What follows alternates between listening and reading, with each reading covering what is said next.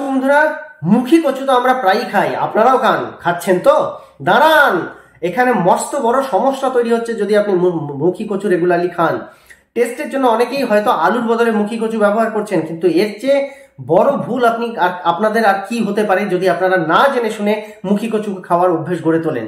এই ভিডিওটা আপনাদেরকে যে কত রকম ভাবে হেল্প করবে আপনারা জানেনও না। ঠিক আছে, মুখী কচু খাওয়ার আগে সাবধান হয়ে যান, কারণ মুখী কচু আপনাদের 4টে বড় বড় রোগ তৈরি করবে। তার মধ্যে মহিলাদের একটা মারাত্মক রকমের রোগ দেখা দিতে পারে, এবং অবশ্যই প্রত্যেকের জন্য দুটো এমন রোগ রয়েছে এই রোগগুলোর মধ্যে যেটা একবার হলে পরে আপনাদের কিন্তু জমি বাড়ি ভিটে বাড়ি বিক্রি করতে হতে পারে। ঠিক আছে, তো সেই জন্য আজকে এই ভিডিওটা ভীষণ গুরুত্বপূর্ণ হতে চলেছে, একদম স্কিপ করে দেখবেন না, প্রথম থেকে শেষ পর্যন্ত একটু মনোযোগ সহকারে ছোট্ট ভিডিওটা দেখুন। এবং অবশ্যই তার আগে একটা অনুরোধ করব, যারা নতুন আসছেন চ্যানেলটিকে সাবস্ক্রাইব করে অল বাটনে ক্লিক করে দিন।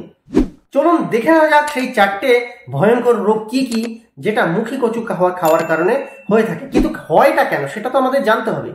দেখুন, মুখী কচু এমনিতে প্রচুর উপকারী, এতে কিন্তু বিভিন্ন ধরনের মিনারেলস ভাইটামিনস প্রচুর রয়েছে, আর এতে ইলেকট্রোলাইটস এর পরিমাণ অন্যান্য সবজির তুলনায় কিন্তু অনেকটা বেশি। কিন্তু তা সত্ত্বেও মুখী কচু অনেক ক্ষতিকারক। কেন জানেন?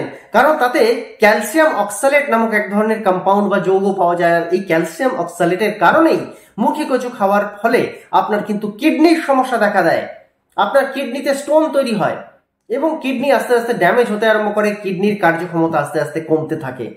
কারণ ক্যালসিয়াম অক্সালেট কিডনিতে জমা হতে থাকে, সেখানে আস্তে আস্তে স্টোন তৈরি করে, পাথর তৈরি করে, কিডনির পাথর। এবার আপনারা বুঝতে পারছেন যে কিডনির যদি এই রোগ হয় তাহলে কিডনি সংক্রান্ত আপনাদের অন্য রোগও হতে পারে। অন্য রোগটা কি? ইউরিক অ্যাসিডের কথা বলছি। হ্যাঁ, ইউরিক অ্যাসিড। যাদের এই কচু খাওয়ার অভ্যাস আছে না, তারা অটোমেটিক কিন্তু ইউরিক অ্যাসিডকে ইনভিটেশন দিচ্ছেন, আমন্ত্রণ করছেন বাড়িতে। কারণ যেখানে কিডনি কাজ করতে পারবে না, যেখানে কিডনি ফেলিওর হচ্ছে, যেখানে কিডনির সমস্যা তৈরি হচ্ছে, সেখানে কিন্তু ইউরিক অ্যাসিড আস্তে আস্তে বাড়বেই, আপনার শরীরে বৃদ্ধি পাবেই। তাই এই কচু খাওয়া আজ থেকে বন্ধ করুন যদি আপনারা এই জিনিসগুলো থেকে বাঁচতে চান। আর খেলেও কদাচিৎ, খুব কম, একদম মানে যতটা কম পারা যায়। ঠিক আছে, এরপরে যে কথা বলবো সেটা মহিলাদের জন্য অত্যন্ত গুরুত্বপূর্ণ। আপনারা অনেকেই ভাবছেন যে সুগার ডায়াবেটিসে তো কচু খেতে বারণ করা হয়, মাটির নিচের জিনিস খেতে বারণ করা হয়। বাস্তব কথা, কিন্তু সুগার ডায়াবেটিসে অবশ্যই এগুলোকে বারণ করা হয়, সেটা আপনারা সবাই জানেন বলে সেই পয়েন্টটা এই জায়গায় আমি উল্লেখ করলাম না। ঠিক আছে, কিন্তু যারা জানেন না তারা তো এটা জেনেই গেছেন যে সুগার ডায়াবেটিসেও এই রোগ মানে এই কচু খেতে নেই, মুখী কচু খেতে নেই, কারণ শর্করার পরিমাণ বৃদ্ধি পেতে পারে।